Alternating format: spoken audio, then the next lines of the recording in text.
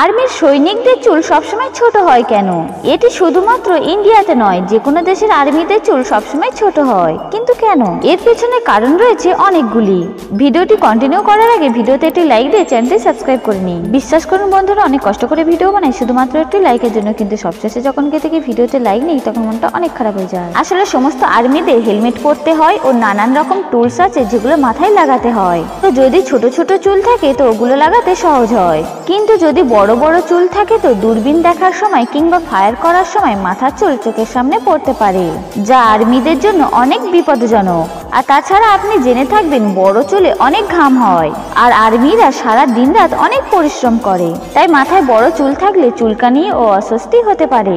এ কারণেই আর্মিদের চুল সবসময় ছোট হয়। তাই আপনাদের কাছে অনুরোধ রইল, আপনি যদি ভারতবাসী হন এবং ইন্ডিয়ান আর্মিদের সম্মান করে থাকেন তো কমেন্ট বক্সে জয় হিন্দ অবশ্যই লিখে যাবেন। ধন্যবাদ।